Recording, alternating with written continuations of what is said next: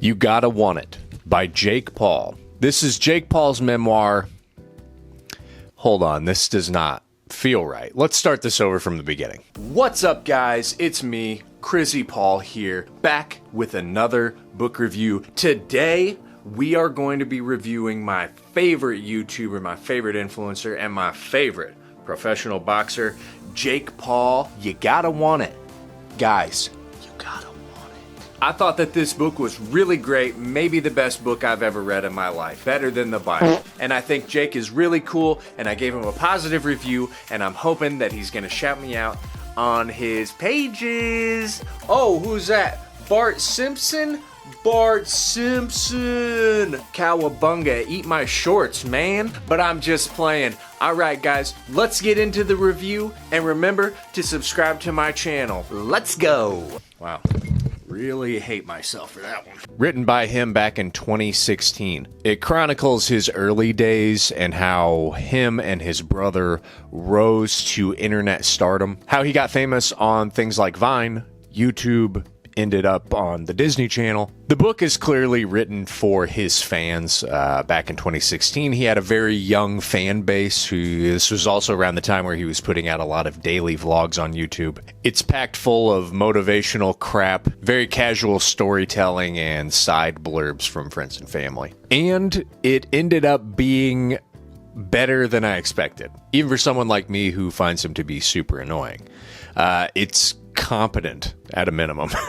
And sometimes even kind of interesting. He talks about his struggle and the grind and everything that it took for him to get to the place that he's at now, and a lot of kind of the behind the scenes of what it takes to become internet famous and what it's like being internet famous, which feels very, very weird. And our lovable Jakey Poo oozes confidence, which if you know anything about him, that shouldn't be surprising. There really is no bigger Jake Paul fan than Jake Paul himself. And surprisingly, he would be a little vulnerable at times. He pokes fun at himself a lot. The writing itself is very basic and can kind of be all over the place. It's mostly chronological. We follow him from, I'm guessing, like junior high, high school age with his life in Ohio, and then eventually ending with him moving to LA. We get stories about girls that he dates, people he collaborates with, what the audition process is like. And then we also get little like sub-chapters with little facts about him, and sometimes his parents weigh in, or maybe a friend. If for some weird reason you intend to read this book, I'm about to get into spoilers, if you want to call them that, here in this next section. So you have about 5 seconds to go ahead and skip to the end, because I'm going to talk about some specific parts that I like. All right. My favorite parts of this were he says a lot of stupid things. A lot of stupid things. They always made me smile. He says he doesn't get embarrassed, which, like, I'm shocked. I can't believe that someone like Jake Paul doesn't get embarrassed. You're kidding me. This guy? He talks about bullying a couple of times throughout the book, and one incident in particular when he was younger where he was bullying this kid without realizing it. And he said that he hated that so much and that he never wants to be considered to be a bully, but the Paul brothers give off like the biggest bully vibes. Their behavior can be super toxic, and like the influence that they have over their audience. I'm not here to do some kind of like deep dive like analysis of the Paul brothers. I just think it's really funny, like whether it's intentional or not, like the lack of self-awareness in that that was really funny to me. There's another part too where he talks at length about like he was dating multiple girls at the same time and he didn't realize that that was a problem. Like, what? I genuinely believe this was just him trying to be like, yeah, I get girls, and actually I get so many girls that I dated multiple of them at the same time, and I didn't even know that that was a problem. He does a lot of that. The book is very braggadocious. It's over the top. The whole book is just a big boast. That's what it is. Again, confidence oozing, and that's the persona. Like, I'm not stupid or ignorant to that. I understand that's the game he's playing. But there's one part in particular towards the end that I really thought was super funny. He talks about training to be a Navy SEAL, and maybe that was like kind of something he had always thought about maybe he might do until he got internet famous. He was at some kind of like family weekend outing or something at, I think, a cabin on a lake, something like that.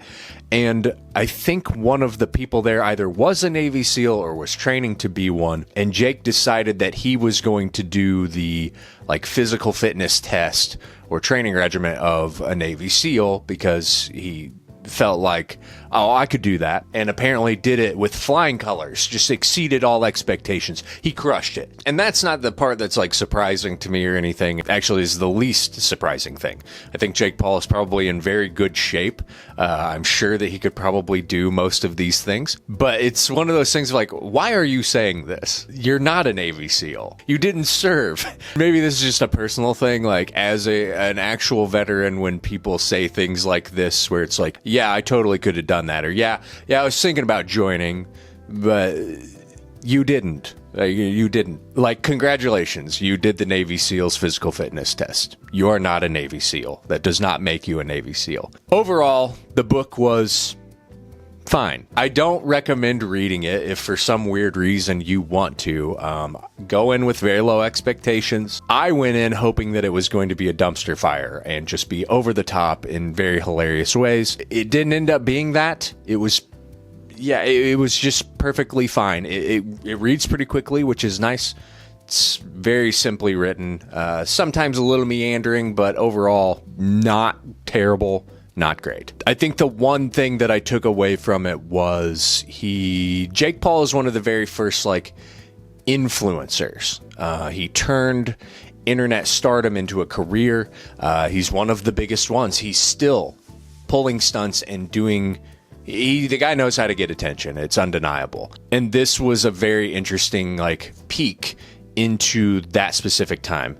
If you were around with Vine, tons of people got really famous and popular off of Vine, then switched to YouTube when that shut down. These guys figured it out, and they turned it into not only a career. I mean, these guys are they're huge. Everybody knows who these people are. And so I thought that was really interesting, that like very early influencer culture and what these guys were doing to make that a thing for themselves. Other than that, it's all just a young, probably early 20s kid bragging about every single thing he ever accomplished. I gave it a 3 out of 5, very middle of the road.